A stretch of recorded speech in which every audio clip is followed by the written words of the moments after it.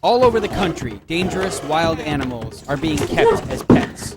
They try to bite you, you bite them. They're living in close proximity to large populations. You don't want a lion living next door, do you? They'll eat you. No matter who you are, you're going to be history. Anyone can buy one. If somebody's stupid enough to walk up there and stick their arm in there and get it ripped off, then God help them. And there might be one in a backyard near you. Nothing separating me and this wild animal. It's a hog fence.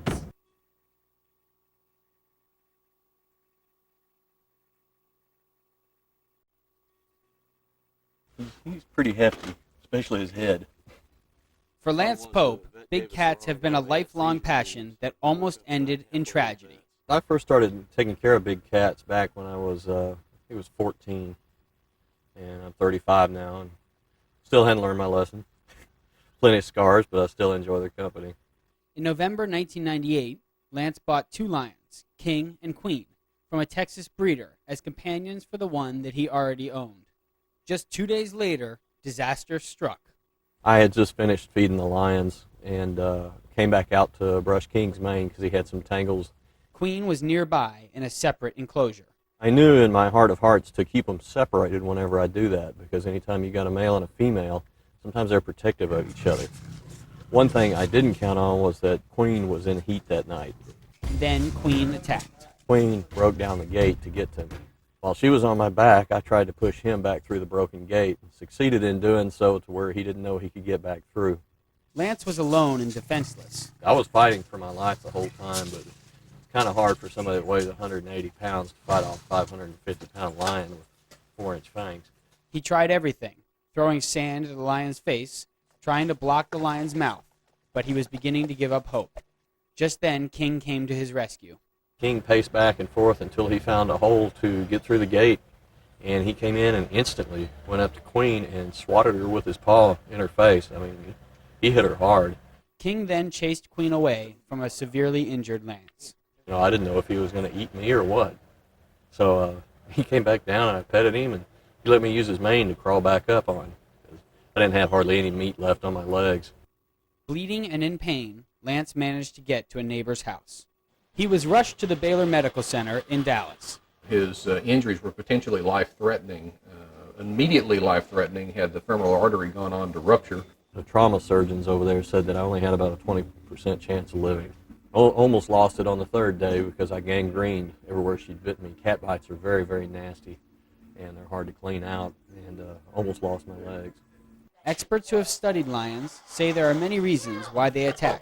When females come into heat, they become very erratic in their personality. They can be kind of capricious, cuddly at one moment, and then aggressive and snappy at the next moment. And they become very untrustworthy creatures during the heat cycle.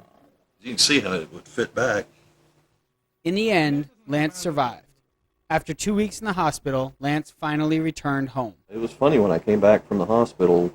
She had no animosity towards me at all. It's just, I guess it's the way we look at a sandwich. Knowing he could never trust Queen again, Lance placed her in a facility that cares for big cats, where she can no longer pose a threat to any human.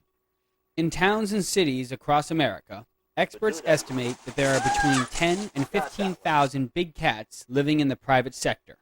These animals are at the center of a battle between their owners, who feel it's their right to have them. It's my constitutional right to have these cats.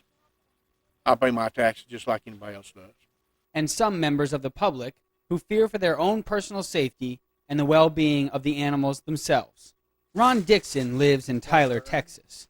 Because Texas is one of 17 states that has no laws regulating big cats, Ron is able to keep 2 tigers and a cougar in his backyard. I don't think they could get out. I don't have fear of them getting out of there, otherwise I'd do more than what I have in that regard. Even though Ron's home is only a few yards from the road, his property has no perimeter fencing or gates. Because the state of Texas doesn't require him to obtain a license or meet any safety standards, Ron's neighbors must trust that he will take all necessary precautions on his own. If somebody's stupid enough to walk up there and stick their arm in there and get it ripped off, then God help them. I would be more concerned about the cat than the human being, trust me.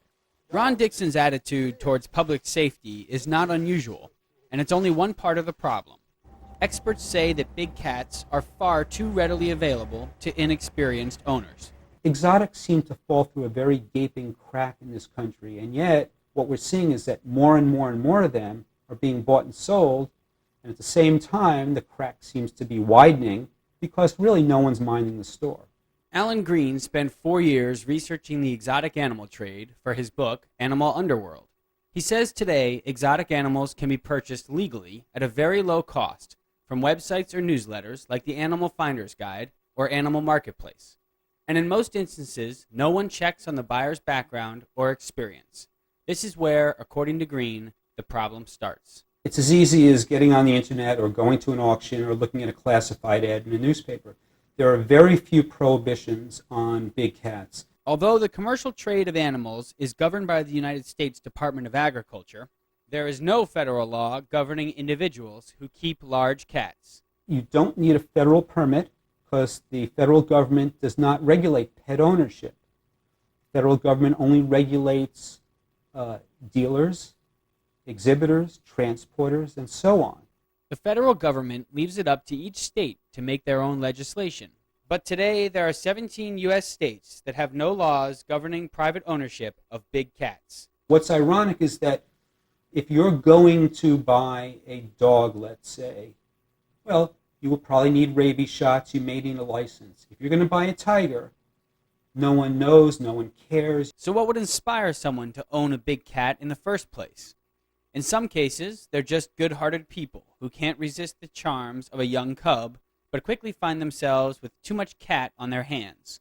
Texas A&M University big cat veterinarian Jim Jensen says that other owners have more complex desires. Another profile is somebody who just has some self-identity problems, but when people know that they have a Bengal tiger in their backyard, you become somebody special. And some people feel that by owning and caring for a big cat, they're helping to save a threatened species.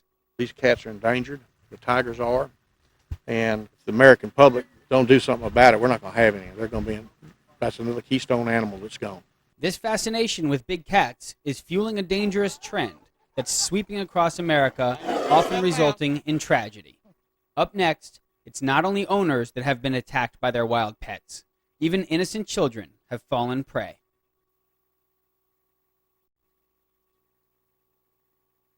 The threats that big cats pose are often overlooked by inexperienced owners who purchase a cute cub thinking it can be tamed, but soon learn that wild animals retain their natural aggression.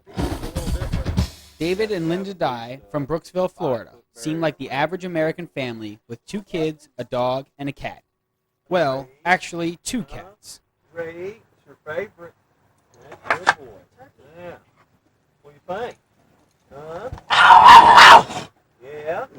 In 1998, while at a local auto store in Arkansas, the Dyes ran into friends that needed to get rid of their pet cat. I ain't much of a cat person, so I just looked at it and said, "It's a cat. Just throw it outside. It'll take care of itself." He said, "You don't understand. This isn't just a cat." He says, "It's a cougar." Experts say it's exactly this kind of rash decision that causes problems for everyone involved down the line. These are impulse buys. Someone sees a baby tiger for sale, a baby lion for sale, a baby mountain lion, says, "Oh boy, what a great pet that's going to be." Most people don't really consider the consequences of that purchase. Do they have the room? Can they get veterinary care? Can they afford to keep that cat? Not surprisingly, the Dyes had no prior experience handling big cats.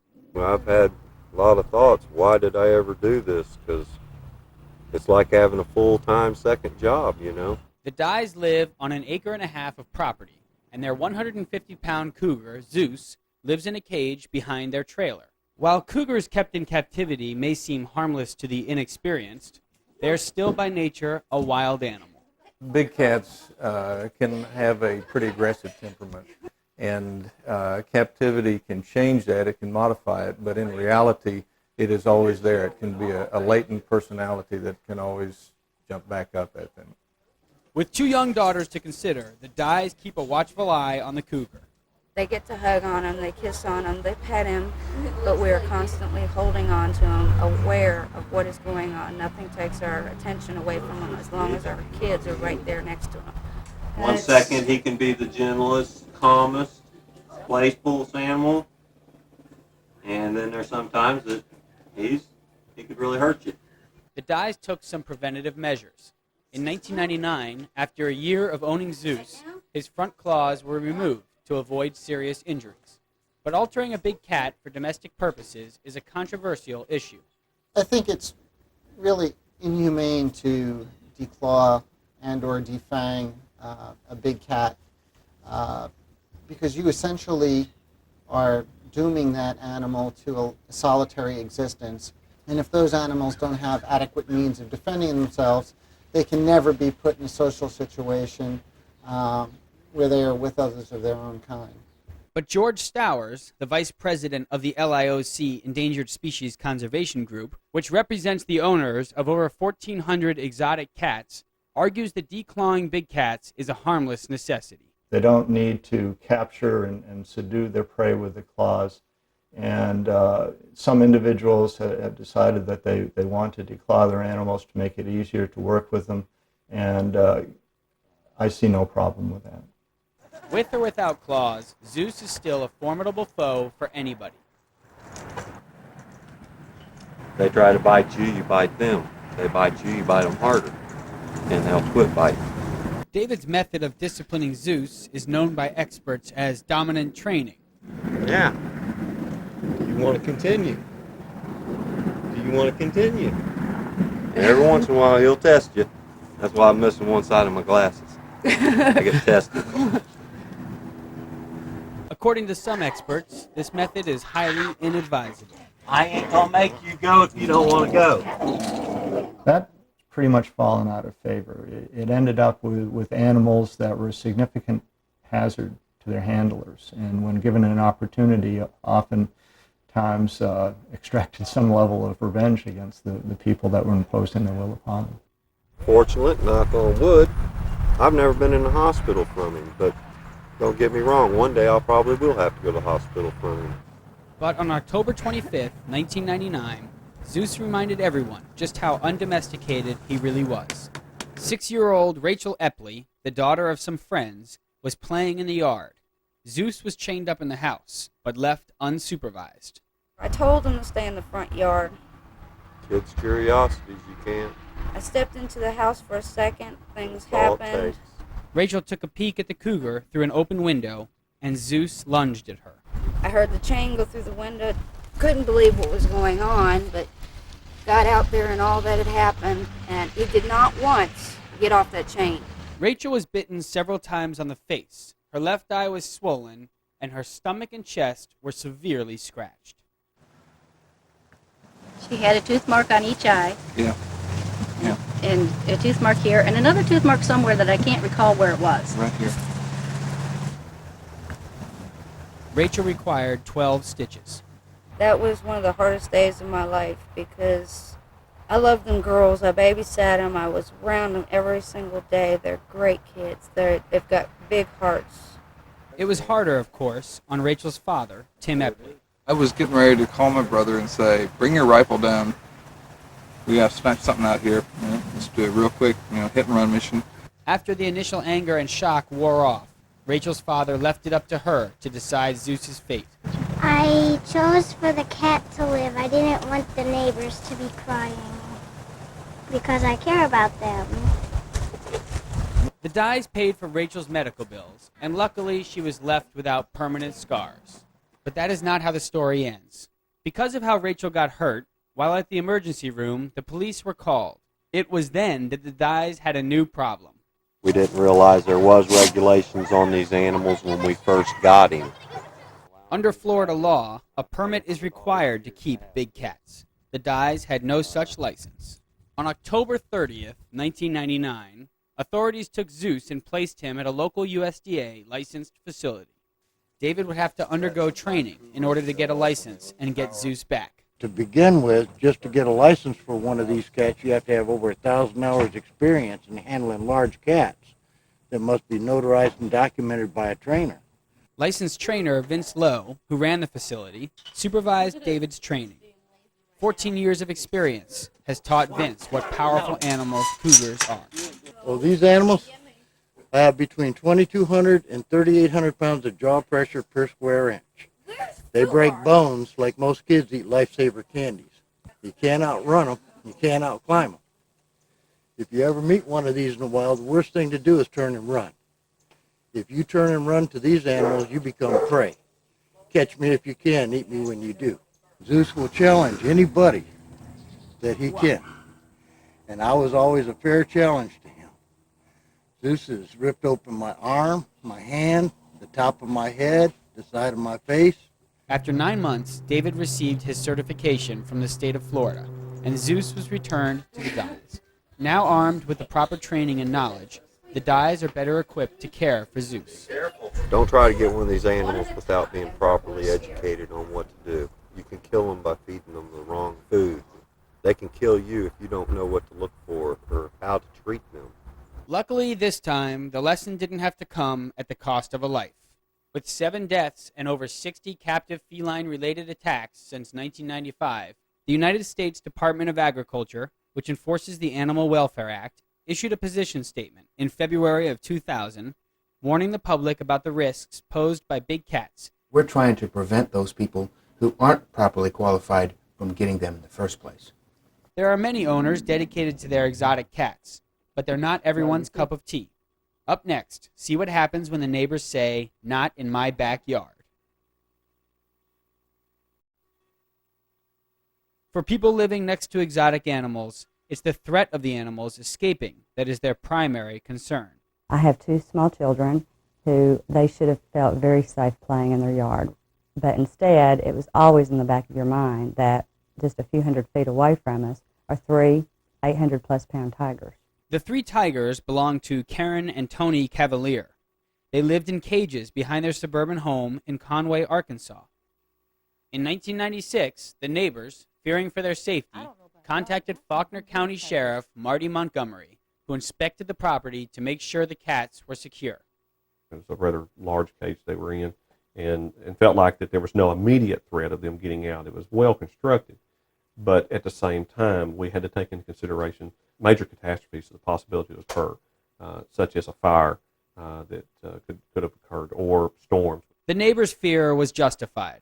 Conway is situated in a high-risk tornado zone, but fear of escape wasn't the only thing that upset the neighbors.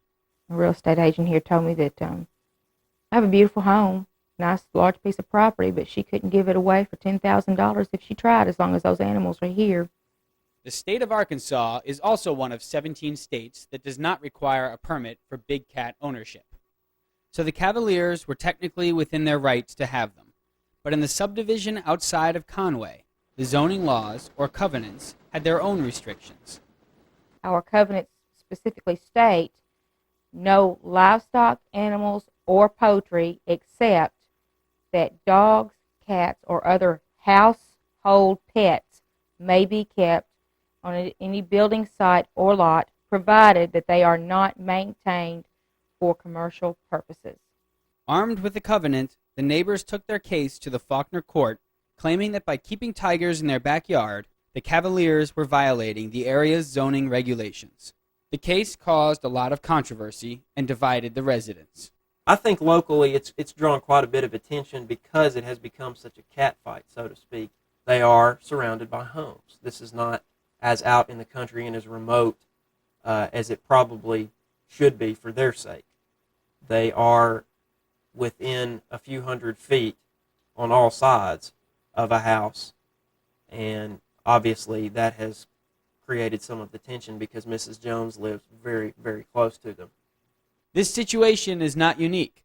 As America becomes more densely populated, communities are becoming less tolerant of their neighbors' exotic pets. As that suburbia encroaches, and those people who are moving into those new subdevelopments realize that there is someone with 15 lions and tigers at the end of the cul-de-sac, and their kids may be at risk, I think that's what it's going to take to start to see more and more communities enact laws to outlaw the private ownership of these big cats. In December 1999, the court ruled in favor of the neighbors, citing that the Cavaliers were violating the covenant. The court gave the Cavaliers 90 days to find a new home for the cats. We were ordered to remove the animals after having been there for almost 5 years. Karen remained in the old house to look after the couple's hybrid wolves that they were allowed to keep because nobody objected to them. Tony moved the tigers to a new property 45 miles away in rural Clinton, Arkansas, where he's forced to live a sparse existence. Basically, I'm living in a 20-foot travel trailer. We do not have electricity other than generator. We have no running water, so we have not even got toilet facilities. Thunderclouds, they may be rolling. The Cavaliers haven't put the case behind them and still believe that it's their right to keep the tigers in their backyard in suburban Conway. What a person's household pet is, I think that's determined by them as an individual. And that's what these animals are. To me, they're part of my household. The Cavaliers are in the process of appealing the court ruling, and Tony hopes that one day he and his tigers can return home. I've made a promise to these animals to give them the best housing that I can, the best facility that I can, and come hell, high water, or the ice age, I'm going to do it. This problem is not only happening in suburbia. In many of the nation's largest cities, exotic cats are banned for public safety reasons, but occasionally one will slip through the cracks. Yeah, I love big cats. It's a very exciting thing to have an animal that you know can just, at the blink of his mind, he can just devastate you if he wants to. Shayar Chowdhury, director of marketing for a Queens, New York healthcare company, knew it was illegal to own a big cat in New York City. I needed to buy a cougar. I can't find one in New York, so I'm going to get one from somewhere. So in November 2000, he took a trip to Ohio, one of the 17 states that doesn't regulate exotic animals, and he bought a cougar. When you go in Ohio, in a state where they don't regulate the animals' wildlife, it's just like buying a kitten. They don't know where you're coming from. Obviously, you don't tell them I'm from New York and I'm going to take this cat back to New York. The cougar lived in Mr. Chowdhury's office, and he hoped he could keep it a secret from the authorities. He says the cougar was sick when he bought him and required urgent medical attention on his return to New York. The first time he came in, he was malnourished. He was infested with fleas and loaded with an intestinal parasite known as coccidia. New York City veterinarian David Halpern treated the cougar 6 times over a 2-month period. He says he was unaware of its illegal status. Knowing whether the animal is illegal or not doesn't prohibit me from treating it. It does put me in a position where if I know the animal is illegal, I should report it to the appropriate authorities. In this case, I was told the animal was here legally. But the cougar's health continued to deteriorate. Part of the problem was Dr. Halpern, like many veterinarians, wasn't experienced in exotic cat care. General practitioners such as myself can provide emergency care as necessary, but we are not the doctors that should be seeing these cats on a long-term basis. This is an animal that requires very specialized veterinary care, and most veterinarians are not equipped and are not trained to administer veterinary care to things like lions and tigers. In January 2001, an anonymous tip brought the ailing cougar to the attention of SPCA Special Investigator Larry Wallach. The vet had no clue what the hell he was doing. And I'm not saying he's not a good vet, but for cougars, lions, tigers, and bears, just because you're a vet doesn't make you a vet for those type of animals. Wallach acted quickly by confiscating the sick animal and placing him in the hands of Dr. Jeffrey Strom, an experienced big cat veterinarian. When he first came in, he was lifeless. I mean, he was cute and cuddly, like a sick cat, but unfortunately, he couldn't move around at all. And we even had to force him to eat. He wasn't interested in eating. Now you throw him some chicken, throw him some meat, and he just dives on it and attacks it like he's hunting. These aren't fun little bites. And he's only ow. With proper care, the cougar has made a rapid recovery. But Dr. Strom is concerned that this is not just an isolated incident, but part of a trend. We started seeing exotic cats about 12 to 15 years ago. Their popularity has increased over the past couple of years, where people who think they're cool are buying these animals and not taking care of them properly. So we're seeing more and more medical diseases from poor care and poor nutrition. Shayar Chowdhury was issued 2 summonses for a total of $1,000 by the New York Department of Environmental Conservation for illegal possession and transportation of endangered wildlife. While he admits he broke the law, he is reluctant to take responsibility for the cougar's poor health. If you're going to say, why'd you bring him into New York? Why shouldn't I have I brought him to New York? Well, it's against the law. Okay, so I broke the law. It has nothing to do with the cougar. It has something to do between me and the law. Because of a broken leg, the cougar will never make a full recovery. Once he is strong enough, he will be moved to a facility for big cats. However, Larry Wallach believes that life in captivity is akin to a prison sentence for these animals. He's no different than a guy he's sentenced to life. Well, he's got a bigger place. That's all. Still life. His life is going to be locked in a cage.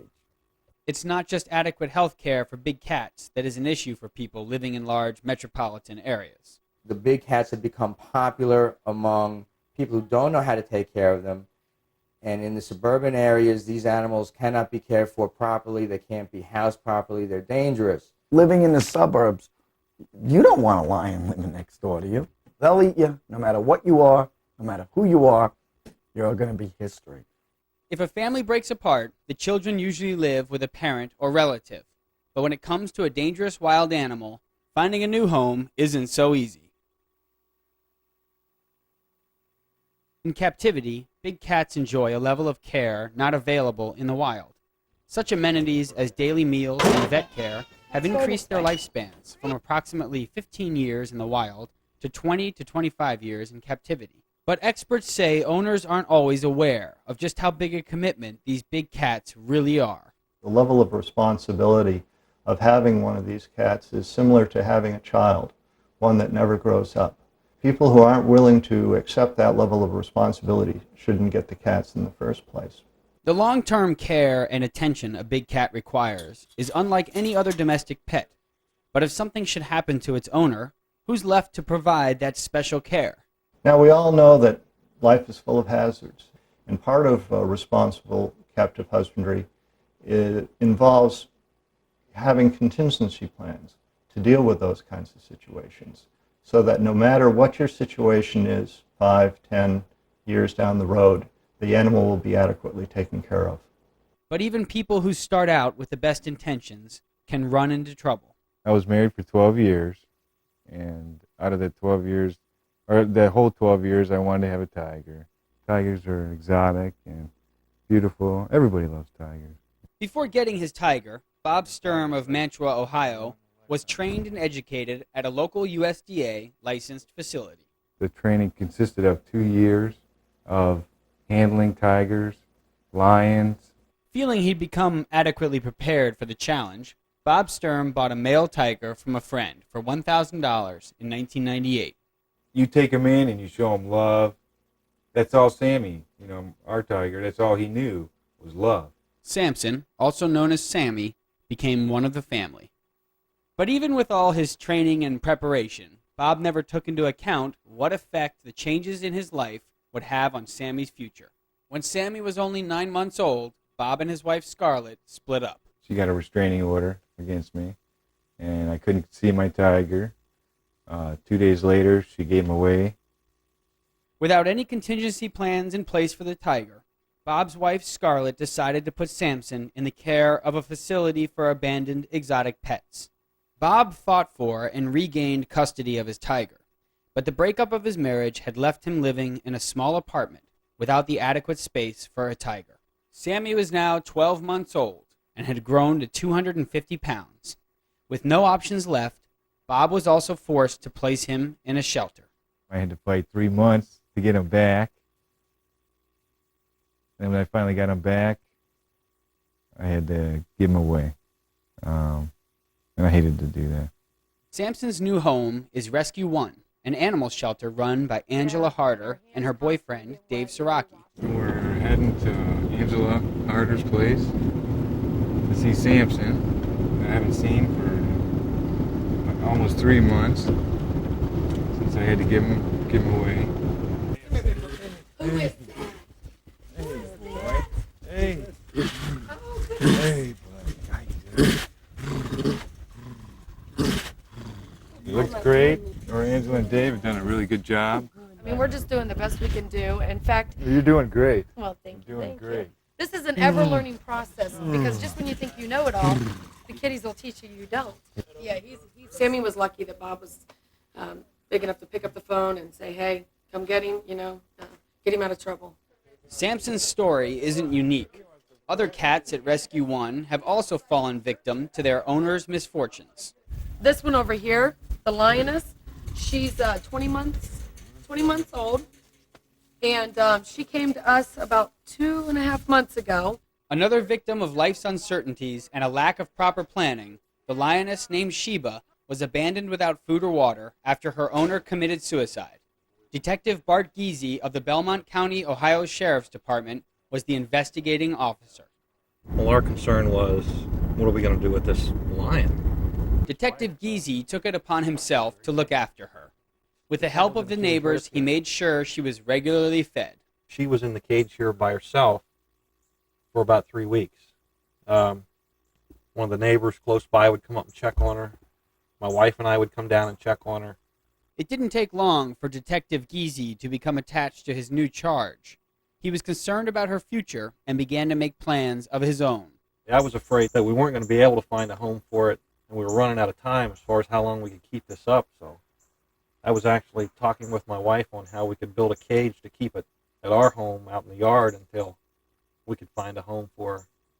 After 3 weeks of searching, Detective Giese contacted Rescue One. Angela and Dave agreed to take Sheba, but first they would have to enter the lion's den. Angela and her boyfriend actually went inside and hooked Sheba up to a leash, walked her down the hill. The police basically was like, if you don't come and get her, we're going to shoot her. Well, we weren't exactly prepared, but we pulled it off. If you want to see one or pet one, go to the zoo. Don't have one in your backyard. George Stowers of the LIOC promotes responsible ownership of big cats. He has plans in place for his cat, Max, should something happen to him. We have a contingency plan that details exactly how we're going to handle fires or other types of natural disasters, escapes, injury to a member of the public. Now, Max is just a 35-pound serval and isn't going to represent a significant hazard to anybody. But if you have a larger cat, it becomes very important to have these kinds of plans. Sanctuaries are the end of the line, the last stop for abused and unwanted exotic cats. Presently, there are only 22 sanctuaries in the U.S. that specialize in big cat rescue. They take in cast-off cats that no one seems to want. Unfortunately, they're bursting at their seams. Also, unfortunately, a lot of these places are just ramshackle. With no public funding, sanctuaries are forced to survive by charging admissions and asking for donations. Many are fighting just to keep their heads above water, and some have been forced to breed their animals for profit.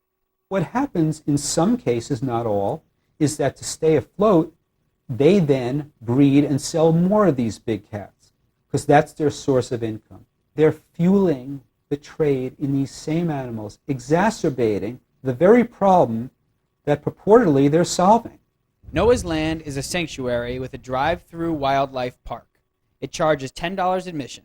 It's home to 30 tigers, 2 lions, 5 cougars, 2 leopards, 5 bears, and an assorted collection of 230 other animals, including a camel. But due to its remote location, visitors are scarce. A 1999 picture in the Austin American-Statesman proudly displays 3 tiger cubs born at the sanctuary. Their problem is they breed. They'll tell you they don't breed, but they had 17 cubs in the last 2 years. Okay, here are some of the babies. Denying the allegations, Noah's Land director Sherry Watson says the breeding was an accident. We ended up getting in 11 tigers in one day, and of course trying to house these things all at one time was kind of a nightmare. But our concern at the time was to make sure that we didn't house the females with the females, the males with the males, so we didn't have them killing one another. It didn't even dawn on us till a couple of months later when we noticed that we had pregnant mamas that we were going to end up with babies from this. Sherry Watson's husband, Rick, admits that having the extra mouths to feed has added to the park's financial problems. From the standpoint of trying to make ends meet, with the wages and the feed and the meat for the large carnivores. The problem became so bad earlier in the year that the park's future was in jeopardy. It looked pretty bad there for a while. We had a new lease coming up. I wanted to be comfortable being able to get through the winter. Of course, winter is the low customer volume time. The park's fiscal worries are not only taking a toll on the facility, but also on the animals themselves. The USDA inspected on September 14, 2000, and found a buildup of bones and feces in the tiger enclosures, one goat in the petting zoo with an old fracture that wasn't healing, 2 tiger cubs with skin infections, and 2 very thin white-tailed deer in the pasture. On a follow-up inspection 1 month later, the USDA still found a buildup of bones and feces in the tiger enclosures, and the animals had not improved. I'm going to yell at Juan for not cleaning up these bones. We had a lot of ribs donated, so that's what that is. Noah's Land claims their resources are stretched. Sometimes it is, in fact, a problem not having the money or the manpower to actually fix those as expeditiously as we would like. Even though conditions are bad, some experts still support places like Noah's Land because they are the last chance for some of these animals to live. Even if someone doesn't have the greatest facilities, who am I to criticize them for perhaps giving up their livelihood to go out on a financial limb to try and raise money to provide them a decent place to live? Not all sanctuaries are struggling like Noah's Land, but even a well-funded sanctuary like Tiger Creek in Tyler, Texas, is feeling the pinch. Right now we've got 14 tigers, 2 cougars, and 4 African lions. Terry Block is the park's director. She says every one of the cats living there has a sad tale to tell. Amara came out of the local area. She was an abused cat. She's been hit a lot. This is Simon. We rescued him out of a town near us called Kilgore. And his owner had had him for 5 years. He was moving away, couldn't take Simon with him, so he called us to take him in. Karma here, he kind of gets a full run of the place sometimes. He doesn't go very far. We don't have to worry about him running off. He's got heart problems. We turn cats away all the time. There are many that need to be brought in, but we can only do so much at this time. We'd love to see ourselves go out of business, where rescuing animals is a very hard job and very sad at times because of the ones that don't get placed in a home. Down the road in the Texas state capitol, you hear a similar story at the Austin Zoo. Like I said, we got one of our lions from a drug dealer. It was a guard cat. So, they think it's just really cool to have a big cat as a pet. He's partially blind, and he's got cataracts really bad, and we think that was just due to overbreeding. He was found chained up to a tree in Plano, supposedly. Most zoos belong to the America Zoo and Aquarium Association. The Austin Zoo doesn't. It's privately funded and relies on admissions and donations. But it is one of the few zoos in the country that takes in unwanted big cats. In fact, 90% of the animals at the zoo have been rescued. Many were once household pets. Zoo director Cindy Caraccio. People think that when they get these cats, a zoo's going to take them. If I get in over my head, a zoo will want this. And a legitimate zoo, an AZA facility, isn't going to take a pet cat because it isn't into their breeding program, and there's only so much space. Places like the Austin Zoo and Sanctuaries have the facilities that exotic castaways can turn to, but there is only so much room. I just started getting just overwhelmed with the number of animals that needed homes, especially these big cats. And you can't just put them out with the other cats. It's just, there's too many of them. So what is the solution to this overpopulation of big cats? Could they face the same fate as the 5 to 7 million unwanted and abandoned domestic cats and dogs that are euthanized each year? The only answer may be to euthanize these animals, humanely euthanize them, put them out of their misery, ensure that the breeding will not go on. The cat suffers, the person that they sold the animal to suffers, the sanctuaries and other facilities are picking up the care of these animals for their lifetime, and the breeders are out here churning out more cats. Texas may not be without exotic animal regulations for much longer. Toby Goodman, a state representative, is trying to pass a bill that would regulate and license exotic animals within the state of Texas. The legislation is designed so that, number one, we know where exotic, dangerous wild animals are located in our state. Number two, so it has minimum caging requirements. Number three, that if you're going to own these type of wild animals, that you would have minimum insurance requirements on the animal. Opposition to his bill has been stiff. In 1997 and 1999, his bill was defeated. We have individuals that own these large cats in the state. We have hunter groups whereby these cats have been raised for purposes of hunting, and they're very opposed to any kind of regulation, minimum caging requirements, minimum care requirements of these animals. This opposition to further regulations on private ownership has not only happened in Texas, but also in other non-regulated states. A 1997 bill in Arkansas also failed to pass the state Senate. I was surprised by the number of exotic animals in the state and the number of owners who were very alarmed by the legislation. They didn't want to see anything that would restrict their rights to own those animals. Many owners fear that legislation will lead to an eventual ban on big cats. So George Stowers and the LIOC, which represents over 1,400 owners, are working with politicians to get a fair and reasonable legislation passed. What the LIOC would like to see is all states to implement a reasonable permitting process that will ensure that people who obtain these cats can demonstrate that they have the knowledge and the skill and the resources to adequately care for them. All sides agree on one thing: protect the public and the animals. 6-year-old girl happens to be the first in its path when it lashes out. It's a tragic situation, and it's the owner's fault. So we have to hold these owners accountable if this is going to be a major issue out there in our society, and it is a major issue and going to continue to be one.